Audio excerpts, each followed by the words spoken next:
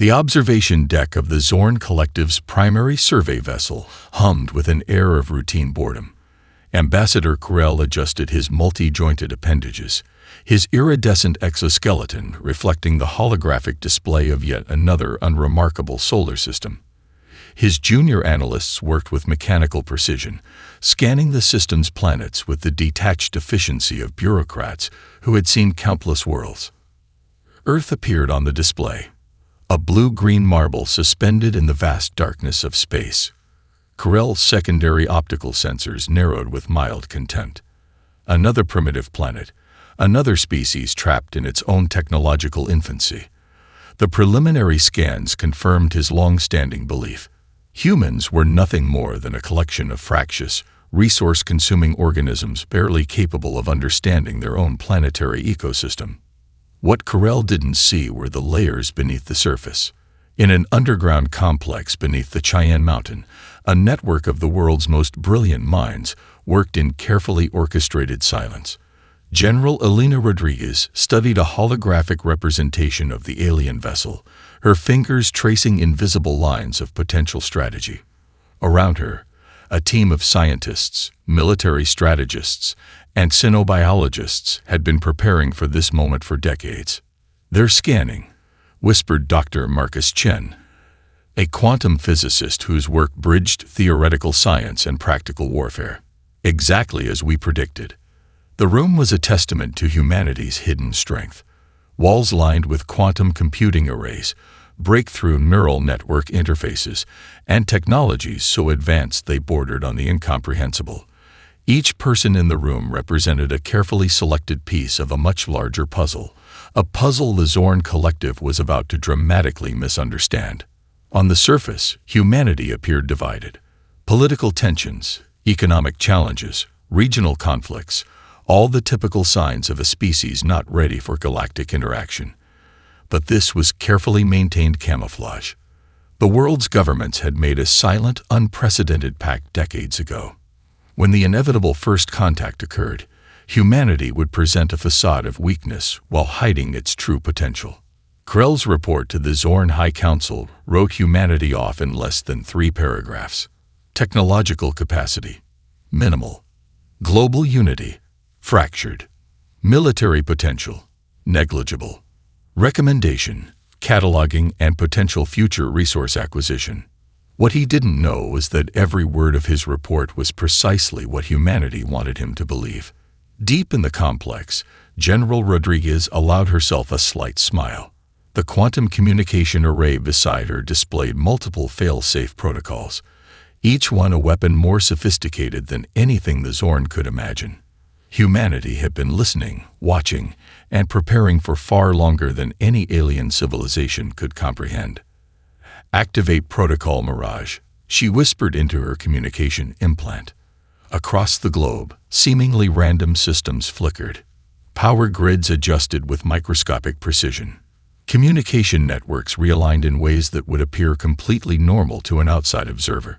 It was the equivalent of a global military taking a deep breath, checking its weapons without making a sound. The Zorn vessel continued its survey, its sensors collecting data that told only the story humanity wanted them to see. Primitive communications, limited space exploration, internal conflicts, a species ripe for subjugation.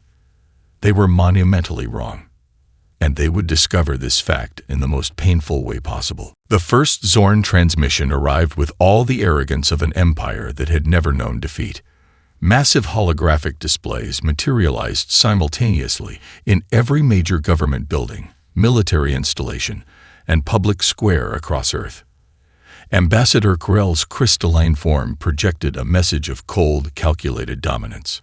Inhabitants of the third planet, the alien's voice resonated with mechanical precision. The Zorn Collective has determined your species' future. You will surrender all planetary and orbital resources. Resistance is mathematically improbable. Compliance ensures minimal casualties. For precisely 7 seconds, absolute silence reigned. Then humanity laughed. In the United Nations Emergency Response Center, Secretary General Dr. Amara Okonkwo stepped forward. Her seemingly calm demeanor masked a lifetime of preparation. The response she delivered had been crafted by the most brilliant diplomatic and military minds on the planet. A message that was simultaneously a declaration of war, a psychological weapon, and a strategic masterpiece. On behalf of Earth, she began, her voice carrying a mixture of defiance and almost playful challenge. "We respectfully decline your suggestion. We find your probability calculations interesting." The transmission continued, each word carefully chosen to plant seeds of confusion in the Zorn's rigid communication protocols. Embedded within the seemingly straightforward message were quantum-encrypted data packets, viral communication algorithms, and psychological warfare techniques that would take the Zorn months to even begin understanding. Aboard the lead Zorn vessel, communication specialists froze. The human response defied every predictive model in their database. It wasn't a panicked plea. It wasn't aggressive posturing. It was something far more dangerous, a response that suggested the humans knew something the Zorn did not. Commander Vexnell, second in command of the invasion fleet, felt the first tremor of uncertainty. In the millennia of Zorn military history, no species had ever responded to first contact with such unpredictability. Unbeknownst to the Zorn, the transmission was already doing its work. Quantum-linked communication nodes hidden in seemingly innocuous satellites began to activate. What appeared to be simple orbital debris transformed into a network of sophisticated defensive and offensive systems. Each satellite was a chameleon, capable of switching between communication, jamming, and direct combat modes in milliseconds. The first wave of Zorn attack ships dropped out of faster-than-light translation, expecting minimal resistance. Their sensor arrays painted a picture of what they believed would be an easy conquest. Massive ships designed to obliterate planetary defenses moved into attack formation, their weapon systems primed and ready. They never saw the first wave coming. Swarms of autonomous drones, each smaller than a human torso but packed with more computational power than entire Zorn battleships, erupted from hidden launch points. They moved with a coordination that defied traditional warfare tactics. One moment, they scattered like frightened insects. The next, they converged with surgical precision, attacking vulnerable points in the alien fleet's defensive perimeter. Dr. Chen watched from the underground complex, his fingers dancing across holographic interfaces. "Activation sequence complete," he muttered to General Rodriguez. "They're about to learn the first lesson about humanity." The Zorn didn't understand that for humans, war was never just about technology. It was about adaptation, creativity, and a fundamental refusal to accept defeat. First contact had just become first conflict, and humanity was just getting started. Psychological warfare became humanity's most potent weapon, and no one understood this better than Captain Maya Rodriguez, granddaughter of the general who first anticipated the alien threat. Her squadron operated from a stealth carrier that was more than a ship. It was a living, breathing ecosystem of tactical innovation. The Zorn had perfected warfare through millennia of conquest. Their military doctrine was a symphony of mathematical precision, each battle plan calculated to minimize variables, maximize efficiency. They believed war was a science to be solved, not an art to be felt. Humanity would prove them catastrophically wrong. Rodriguez's team consisted of specialists who defied traditional military classification. A former video game developer sat next to a quantum psychologist. An AI ethicist shared comlinks with a neural network expert. Each member brought a unique perspective that shattered conventional combat thinking. Their first major engagement demonstrated this philosophy perfectly. When the Zorn battle group approached the Mars defense line, they expected a traditional confrontation. Massive battleships stood ready, their weapon systems charging. But instead of a straightforward defensive formation, human forces began what could only be described as organized chaos. Communication channels flooded with conflicting signals. Holographic decoys appeared and disappeared with maddening frequency. Ships moved in patterns that seemed random but were actually complex mathematical sequences that the Zorn computers couldn't predict. One moment, a human vessel would appear vulnerable. The next, it would transform into a deadly weapon platform. Commander Vexnell of the Zorn fleet watched in growing frustration. His tactical displays became a nightmare of uncertainty. Human forces didn't just fight. They performed. Each maneuver was part psychological operation, part military strategy, designed to keep the alien commanders perpetually off balance. "They're treating warfare like an improvisational art," muttered a Zorn tactical analyst, her voice a mixture of confusion and emerging respect. "It's like they're deliberately breaking every rule of engagement." Quantum encrypted communications allowed human squadrons to change tactics instantaneously. Where Zorn ships followed rigid command structures, human units operated with a level of autonomy that seemed almost organic. A squadron leader might initiate a strategy, but each pilot would interpret and adapt it in real time, creating a living, breathing combat organism. On one of the stealth carriers, Captain Rodriguez watched the battle unfold. Her team wasn't just fighting. They were learning, analyzing, adapting with every second. The neural link interfaces allowed instantaneous strategy sharing. A pilot's split-second decision could become fleet-wide doctrine within milliseconds. The Zorn had never encountered an enemy that could think and act so quickly. Their massive battleships, designed for overwhelming firepower and precise mathematical engagement, found themselves outmaneuvered by smaller, more adaptable human vessels. Each human ship was essentially a mobile problem-solving unit, capable of rewriting its own tactical approach in real time. "They're not fighting like a military," one senior Zorn commander said in disbelief. "They're fighting like a living system." And that was precisely the point. Humanity wasn't just defending itself.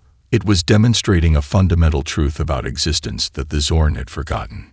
True strength lies not in rigid perfection, but in the ability to adapt, to improvise, to turn uncertainty into an advantage. The battle for Mars would become a legendary moment in galactic history, the first true demonstration of humanity's most terrifying weapon, its unpredictability. Deep beneath the Atacama Desert, the most classified research facility in human history hummed with an energy that bordered on electric madness. Dr. Elena Reyes stood at the epicenter of humanity's technological revolution, surrounded by a team of scientists who had long since abandoned the concept of impossible. Captured Zorn technology lay dismantled across massive holographic workstations. What had taken the alien civilization centuries to develop was being reverse-engineered, understood, and reimagined in weeks. It wasn't just analysis. It was technological alchemy. "Look at this," Dr. Reyes muttered, her augmented reality interface dancing with quantum algorithms. A Zorn energy weapon slowly transformed under her team's manipulation. Where the original design had been a precise, limited-use weapon, the human adaptation became something entirely different, a multi-purpose system that could shift between offensive, defensive, and communication modes in microseconds. The Zorn had created technology as a fixed solution. Humans saw technology as a living, breathing concept waiting to be reinvented. In orbit, the first fruits of their labor began to demonstrate their potential. Hybrid spacecraft that merged captured alien technology with human ingenuity started to appear. These weren't simple copies. They were entirely new concepts of space warfare that would have been inconceivable to the Zorn. Dr. Marcus Chen, working alongside Reyes, had developed a neural interface system that could integrate human creativity directly into technological systems. Traditional AI had been limited by programmed parameters. This new system allowed for genuine innovation, a computer that could truly think like a human, with all the messy, brilliant unpredictability that entailed. "It's not about what the technology can do," Chen explained to a bewildered Zorn technical attaché they were studying. "It's about what it could do that nobody has thought of yet." The research facility was more than a laboratory. It was a forge where the boundaries of technological possibility were not just pushed, they were completely rewritten. Engineers who would have been specialized in single disciplines now worked in fluid teams, each bringing a unique perspective that allowed for breakthrough after breakthrough. A quantum communications expert would work alongside a materials scientist, A theoretical physicist would collaborate with a neural network programmer. The interdisciplinary approach was itself a weapon, a way of thinking that the Zorn's rigidly structured society could never comprehend. Zorn intelligence reports began to show increasing confusion. Their usual methods of technological assessment failed completely. Human technological development didn't follow any predictable pattern. It was organic, chaotic, driven by a combination of necessity, creativity, and an almost playful disregard for established scientific boundaries.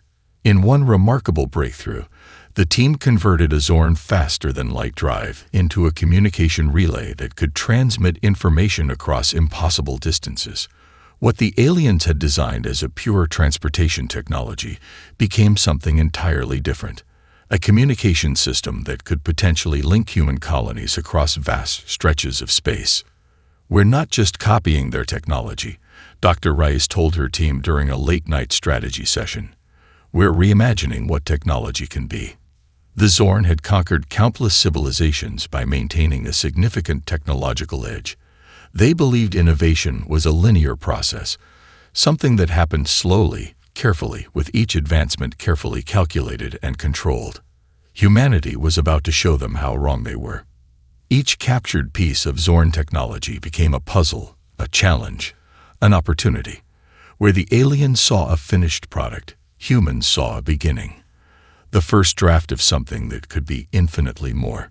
The technological revolution had begun, and the Zorn had no idea what was coming. The Battle of Jupiter's orbital corridor would be remembered as the moment humanity transformed from a potential threat to an absolute nightmare for the Zorn collective. Captain Area Chen's squadron approached the massive alien fleet with what could only be described as controlled madness. 50 Zorn warships dominated the space around Jupiter's massive gas bands, their weapon systems a testament to millennia of refined military technology. They expected another predictable human engagement. They were monumentally wrong. Chen's squadron consisted of 12 ships, a mix of experimental craft that defied traditional spacecraft design. Each vessel was less a vehicle and more a living system, capable of near-instantaneous reconfiguration. Quantum-entangled communication systems allowed them to move with a synchronicity that seemed almost supernatural. Initiating quantum disruption sequence, Chen's comm officer announced, her voice calm despite the overwhelming odds. The first wave of attack came from seemingly nowhere. Microdrones, each smaller than a human fist, but packed with more computational power than entire Zorn command ships, erupted from hidden launch points embedded in Jupiter's radiation belts. They moved with a coordination that suggested collective intelligence, striking at precisely calculated weak points in the alien fleet's defensive perimeter. Commander Vexnell watched in growing horror as his tactical displays became a nightmare of cascading system failures. The human attack didn't follow any recognizable pattern.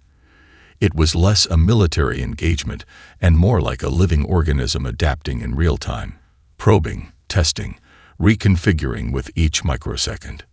"This is impossible," a Zorn tactical analyst muttered, her multifaceted eyes reflecting streams of rapidly changing data. Their computational models suggest multiple simultaneous attack vectors that should be mutually exclusive. But they were happening. Chen's primary vessel, a craft that looked more like an organic neural network than a traditional spaceship, began to pulse with energy. Captured Zorn shield technology, reverse-engineered and enhanced, created a defensive matrix that absorbed and redirected incoming fire in ways the alien weapons couldn't comprehend. "Psychological warfare protocol activated," Chen said softly, her neural interface translating her thoughts directly into tactical maneuvers. The human ships began to move in patterns that defied traditional three-dimensional space combat. They twisted, merged, separated with a fluidity that suggested they were more than mechanical constructs. At one moment, they appeared vulnerable. The next, they transformed into deadly weapon platforms that carved through Zorn defenses like they were made of paper. Zorn weapon systems, designed for precise, calculable engagements, found themselves completely overwhelmed. Each time they adapted to one human tactic, The squadron would shift approach faster than their computational systems could recalculate. "They're not fighting," one senior Zorn commander whispered in disbelief. "They're improvising." The battle became less about firepower and more about pure, unbridled creativity. Human pilots used Jupiter's massive gravitational field, solar radiation, and even the planet's complex magnetic interactions as weapons. They turned the entire planetary system into a combat zone that the Zorn couldn't predict or control. When the engagement concluded, 12 human ships had neutralized 50 of the most advanced warships in the Zorn Collective. Not through superior firepower, but through an approach to warfare that was part science, part art, and entirely unpredictable. The message was clear. Humanity was not just another species to be conquered. They were a force of nature waiting to be unleashed. The news of humanity's resistance spread through galactic communication networks like a wildfire of possibility. On countless worlds subjugated by the Zorn Collective, enslaved species huddled around stolen communication devices, listening to transmissions that spoke of a species that had done the impossible. In the dark communication archives of a Zorn relay station, a compilation of human transmissions began to circulate, first secretly, then with growing fascination. These were not just battle reports. They were something far more dangerous, a complete reimagining of what resistance could mean. Ambassador Corell found himself summoned to the Zorn High Council, a rare occurrence that spoke to the growing concern about the human threat. The massive chamber, designed to intimidate with its crystalline architecture and towering holographic displays, now felt different. There was an undercurrent of something the Zorn had not experienced in generations. Uncertainty. "Explain," demanded High Counselor Engstl, her voice a razor-edged command that had brought entire civilizations to their knees. Corell's holographic projection flickered with unprecedented emotional complexity. The initial reports of a primitive species had been catastrophically wrong. Humanity was not just resisting. They were rewriting the very rules of galactic conflict. Transmission records showed something unprecedented. Human communication was not a linear, predictable stream. It was a living, breathing ecosystem of information. Where Zorn communications followed strict hierarchical protocols, human networks were decentralized, adaptive, almost organic in their ability to route around damage, share information, and generate solutions. "They do not fight like a military," Corell explained. "They fight like a global organism." On Earth, the reality was even more complex. The war had done something remarkable to human society. Traditional barriers of nationality, ideology, and culture dissolved in the face of a truly existential threat. Universities became research stations. Corporations transformed their entire infrastructure to support the war effort. Artists created psychological warfare tools. Musicians composed frequencies designed to disrupt alien communication systems. Every human became a potential weapon. The Zorn had conquered countless civilizations by exploiting their divisions. Humanity presented something entirely different, a species that could unify with terrifying speed and creativity. Where other conquered races had fallen apart under pressure, humans seemed to become stronger, more innovative, more unified. Refugee ships from other subjugated species began to seek human protection. They brought with them stories of generations of oppression, of hope crushed under the Zorn's systematic domination. And they found something unexpected in humanity. Not just military protection, but a fundamental belief in potential. Dr. Elena Reyes, now leading the global scientific response to the alien threat, understood the deeper implications. "This isn't just a war," she told a gathering of international leaders. "This is a referendum on what intelligent life can be." The psychological impact spread beyond human-controlled space. Other species began to see the Zorn not as invincible conquerors, but as a potentially defeatable system. Hope, that most dangerous of emotions, began to take root. Zorn intelligence reports became increasingly fragmented. Human actions defied every predictive model. One moment, they would appear to retreat. The next, they would launch an attack from an impossible angle. Their communication networks seemed to have no central command, yet operated with perfect synchronization. It was as if the entire species had become a single, incredibly adaptable intelligence. The High Council chamber fell silent as Corell finished his report. The unspoken question hung in the air. What do you do with a species that refuses to be conquered? Humanity was about to show them exactly what. The liberation of the Andromeda Cluster became humanity's most audacious diplomatic and military operation. What began as a potential military engagement transformed into something far more complex, a multidimensional strategy that would redefine galactic power dynamics. Admiral Marcus Rodriguez stood on the bridge of the UES Prometheus, a vessel that was part warship, part diplomatic platform, part technological marvel. Around him, a coalition of species that had never before cooperated gathered with a mixture of hope and trepidation.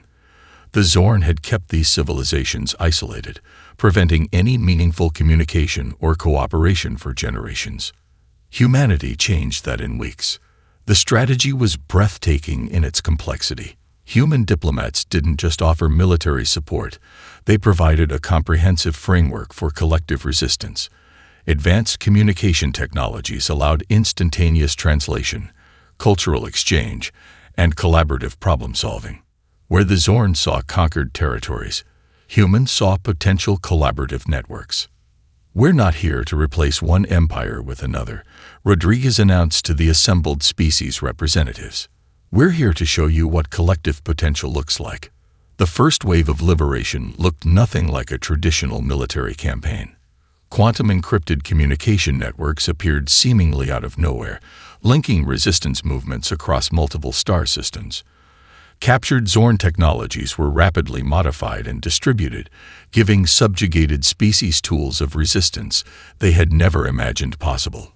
On the planet Krell 9, a mining world that had been under Zorn control for over 3 centuries, the resistance began with something unexpected: education. Human teams arrived with adaptive learning technologies, teaching local populations not just how to fight, but how to rebuild, how to innovate, how to dream beyond their current circumstances. Commander Aria Chen, who had distinguished herself in the Battle of Jupiter, now led a different kind of mission. Her team turned every captured Zorn facility into a collaborative research center. Engineers from 5 different species worked side by side, breaking down technological barriers that had seemed insurmountable just months before. The Zorn watched in growing horror as their carefully constructed system of control began to unravel.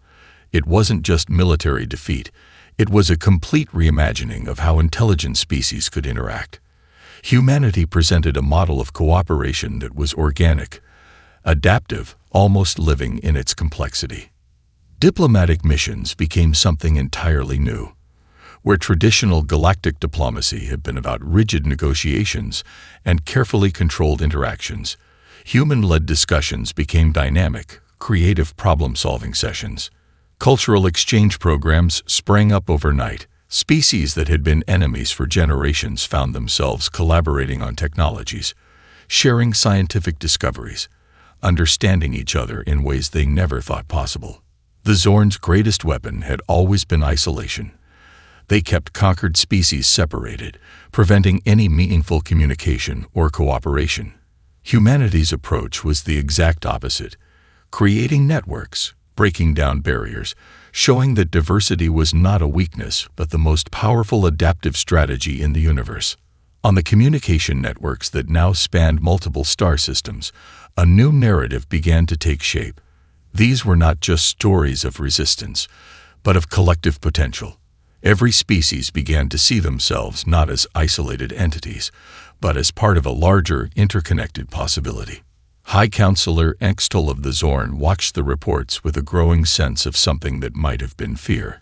If Zorn were capable of such an emotion, the humans were doing something far more dangerous than military conquest. They were showing other species how to be free. "They're not destroying our empire," one of her advisors whispered. "They're making it irrelevant." The liberation of the Andromeda Cluster was more than a military campaign. It was a revolution of potential, a demonstration that true power lies not in control, but in collaboration. Humanity had become something far more dangerous than a military force.